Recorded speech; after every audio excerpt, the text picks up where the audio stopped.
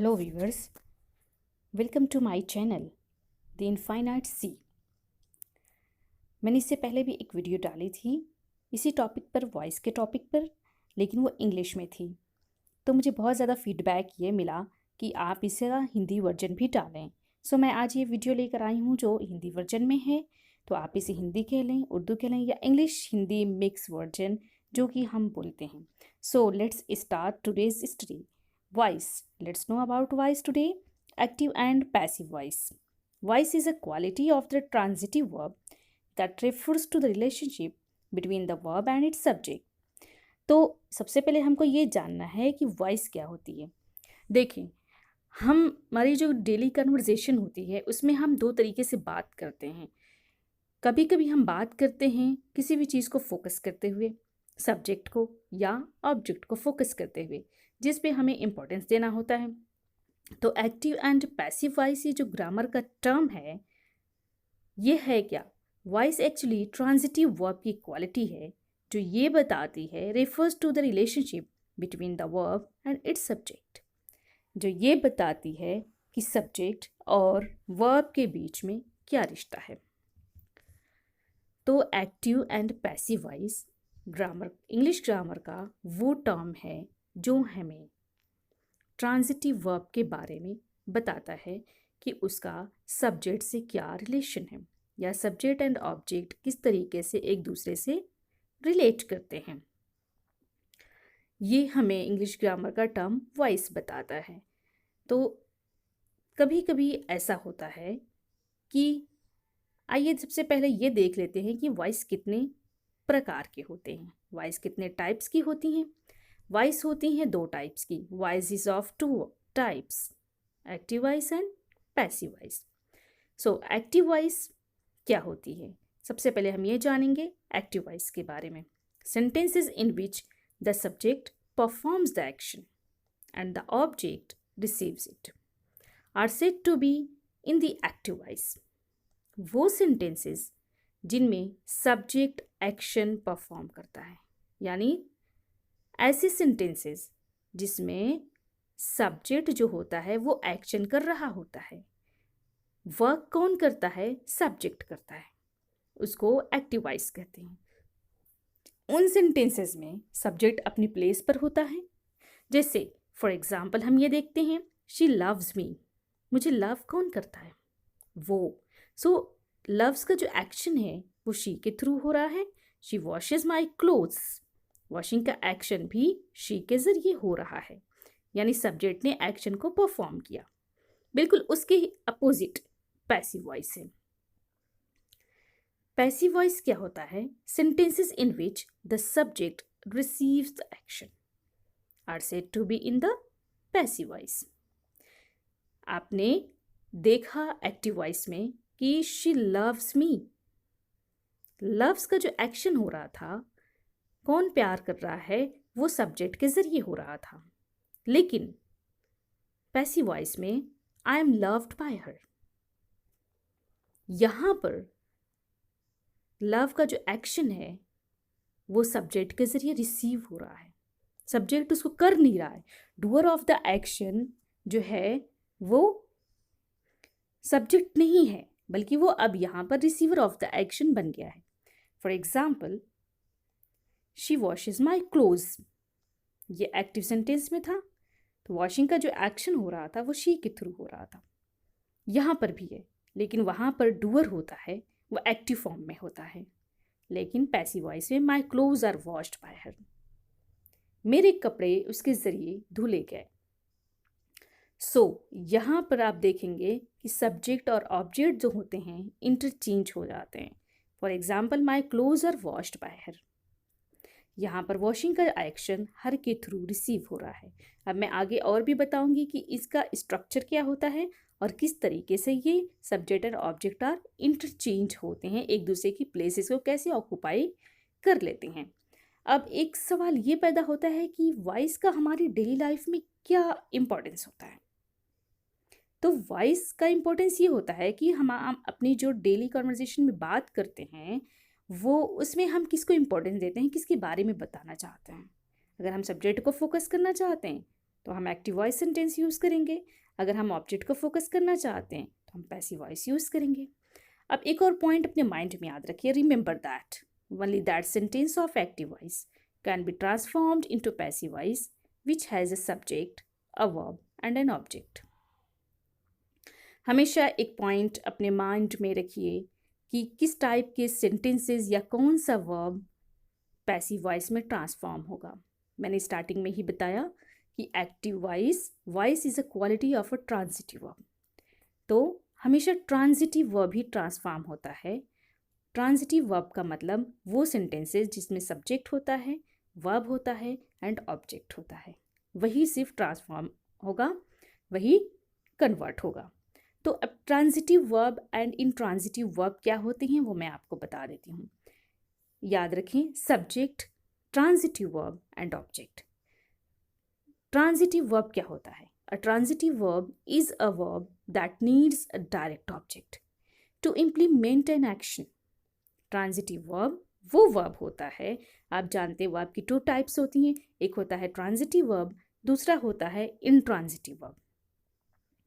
तो transitive verb वो verb होता है जिसको अपनी मीनिंग कंप्लीट करने के लिए या एक्शन का इम्प्लीमेंट करने के लिए ऑब्जेक्ट की ज़रूरत पड़ती है। For example, Nancy drives the car, I saw a lion, means Nancy car drive करती है। इस सेंटेंस में सब्जेक्ट है नैन्सी, ड्राइव्स है वर्ब एंड द कार है ऑब्जेक्ट। तो ये जो ड्राइव्स वर्ब है वो ट्रांजिटिव हो गया। वैसे ही नीचे वाले सेंटेंस में सॉ ट्रांजिटिव वर्ब है क्योंकि उसका सब ऑब्जेक्ट है अ लायन। अब मैं आपको इंट्रांजिटिव वर्ब के बारे में भी बता देती हूँ। इंट्रांजिटिव वर्ब क्या होता है? An intransitive verb is a verb that can express a complete thought without any object. तो आप तो जानते ही हैं, ट्रांजिटिव एंड इंट्रांजिटिव जो होते हैं both are opposite words. So transitive means होता है that is having the need of object to complete its meaning. So opposite हो गया तो it means कि इसको कोई ज़रूरत नहीं है ऑब्जेक्ट की। An intransitive verb is a verb that can express a complete thought without any object. So intransitive verb क्या होता है? वो बिना ऑब्जेक्ट के अपनी मीनिंग कंप्लीट कर लेता है, उसे ऑब्जेक्ट की ज़रूरत नहीं पड़ती। For example, they jumped, she smiled, they subject, jumped verb, just simple। यहाँ पर कोई ऑब्जेक्ट ऑफ द वर्ब नहीं है जिसकी वजह से मीनिंग की कंप्लीट करने की ज़रूरत पड़े। सो ये जम्प्ड जो वर्ब है वो इंट्रांजिटिव है। शी स्माइल्ड, इसमें भी स्माइल्ड के बाद आप देखेंगे कोई भी ऑब्जेक्ट नहीं है। आप जानते हैं जिस तरीके से सब्जेक्ट नाउन या प्रोनाउन होता है वैसे ही ऑब्जेक्ट भी नाउन या प्रोनाउन होता है। तो यहाँ पर कोई ऑब्जेक्ट नहीं है, इस वजह से ये इंट्रांजिटिव वर्ब है और इनका कोई भी इनको हम ट्रांसफॉर्म नहीं कर सकते पैसिव वॉइस में। आइए मैं आपको यहाँ पर एग्जाम्पल दिखाती हूँ। देखिए यहाँ पर प्ले वर्ब है, ये एक साथ इंट्रांजिटिव भी है और ट्रांजिटिव भी। There were some kids playing in the street. तो यहाँ पर देखें, there were some kids playing in the street. There were some kids, noun means subject, playing verb in the street, ये playing का ऑब्जेक्ट नहीं है। In preposition the article and street is noun means street is the object of in preposition. So यहाँ पर हम कोई भी object नहीं पाते हैं जो playing का ऑब्जेक्ट हो। There were some kids subject, playing verb in the street जो है द स्ट्रीट इन प्रीपोजिशन का ऑब्जेक्ट है, वो प्लेइंग का ऑब्जेक्ट नहीं है, इस वजह से ये इंट्रांजिटिव है। उसका ट्रांजिटिव है my parents play the piano, piano play का ऑब्जेक्ट है, सो दिस इज ट्रांजिटिव। ऐसे यहाँ पर रीड देखें, we are reading and we are reading a new book. We are reading sentence आपका स्टॉप हो जाता है रीडिंग के बाद, फुल स्टॉप आप देख सकते हैं। तो we are reading, we subject, are helping verb, इसको ऑक्सिलरी वर्ब भी कहा जाता है। ऑक्सिलरी वर्ब, रीडिंग वर्ब, उसके बाद कोई ऑब्जेक्ट नहीं है। सो वी आर रीडिंग ये इंट्रांजिटिव वर्ब है, ये कभी भी वॉइस में कन्वर्ट नहीं होगा, इसका पैसिव वॉइस आप नहीं बना सकते। We are reading a new book, नीचे वाले सेंटेंस में देखें, बिलो देखें, we are reading a new book, so we subject, are auxiliary verb, reading main verb, लेकिन यहाँ पर a new book is object, इसलिए ये ट्रांजिटिव वर्ब है और इसका कन्वर्जन हो सकता है, ये वॉइस में कन्वर्ट हो सकता है। नोट, आइए देखते हैं, there are some points to remember for the transformation of passive voice, यानी ये कुछ पॉइंट्स हैं जिनको याद रखना है कि कैसे हम ट्रांसफॉर्मेशन कर सकते हैं पैसिव वॉइस का। मतलब कि आप बिल्कुल सिंपल सा समझ लीजिए, ये स्ट्रक्चर है कि how to transform, how to convert active sentences into passive sentences. Simple सा है, subject and object are interchange. Number 2, appropriate form of to be verb. To be verb means is, am, are, was, were, and been past participle form of the verb. By preposition, subject becomes agent. Active sentences जब भी passive में convert होते हैं तो वो subject and object are interchange हो जाते हैं, एक दूसरे की प्लेस को कवर कर लेते हैं। For example, she washes my clothes are washed by her. अब एक बात और भी जान लेते हैं यहाँ पर कि सेंटेंसेस जो होते हैं कौन कौन से कन्वर्ट होंगे। एक और पॉइंट है कि कौन कौन से सेंटेंसेस कन्वर्ट होंगे। तो आपको पता है कि टोटल टेंसेस कितने होते हैं, 12 होते हैं, प्रेजेंट, पास्ट एंड फ्यूचर, ये 3 टेंसेस होते हैं और इन 3 टेंसेस की 4 काइंड्स होती हैं। सो 4 3 ज़ा 12 हो गया। अब उन 12 में से 4 काइंड्स ऐसी होती हैं जो कभी भी ट्रांसफॉर्म नहीं होती, सिर्फ 8 टेंसेस ही ट्रांसफॉर्म होते हैं। तो जो ट्रांसफॉर्म नहीं होते हैं वो कौन कौन से होते हैं, present perfect continuous, past perfect continuous, future continuous, future perfect continuous. तो इट मीन्स कि 8 टेंसेज ही ट्रांसफॉर्म होते हैं, आपके 4 नहीं होते। जैसे for example, simple present tense, present progressive and present perfect convert होते हैं, लेकिन प्रेजेंट परफेक्ट कंटिन्यूअस कन्वर्ट नहीं होता। वैसे ही पास्ट में और फ्यूचर में भी यही रूल है। तो यहाँ पर मैंने एक formation of passive voice simple present tense, यहाँ पर मैंने एक स्ट्रक्चर लिखा है जो कि सिंपल प्रेजेंट टेंस का फॉर्मेशन है कि हम सिंपल प्रेजेंट टेंस के अफर्मेटिव सेंटेंस को कैसे कन्वर्ट करेंगे। सो सब्जेक्ट और object are interchanged. Already I told you कि सब्जेक्ट एंड ऑब्जेक्ट जो होते हैं इंटरचेंज हो जाते हैं, इसलिए मैंने यहाँ पर लिखा नहीं है। तो is, am, are auxiliary verb, past participle form means third form of the main verb, by preposition plus agent. Agent कौन बनता है, जब आप सब्जेक्ट को ऑब्जेक्ट की प्लेस पर रखते हैं तो वो एजेंट बन जाता है। फॉर एग्जाम्पल, ये देखिए सिंपल प्रेजेंट टेंस का ये स्ट्रक्चर है अफर्मेटिव सेंटेंस का। मैं इसको नेगेटिव भी बनाऊंगी और इंट्रोगेटिव भी बताऊंगी।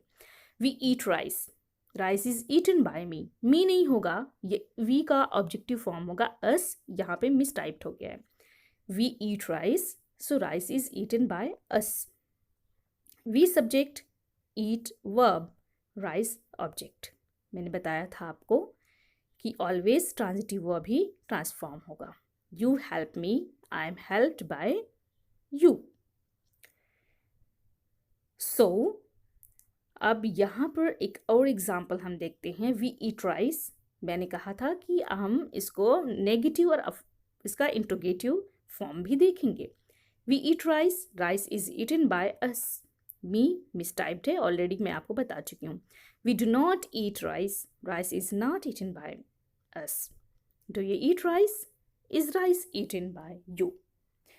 तो डियर व्यूअर्स, अगर आपने अब तक मेरे चैनल को सब्सक्राइब नहीं किया है द इनफाइनाइट सी, तो आप उसको सब्सक्राइब कर दें और बेल का बटन भी दबा दें ताकि आपको आने वाली और वीडियोस की सारी इन्फॉर्मेशन मिल सके, नोटिफिकेशन मिल सके।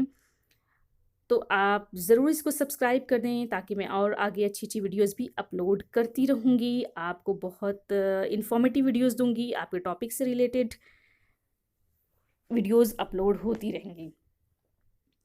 तो यहाँ पर हम एक चीज़ मैं आपको और भी बताती हुई चलूँ कि we do not eat rice, rice is not eaten by me. बहुत सिंपल सा सेंटेंस है, बहुत सिंपल स्ट्रक्चर है।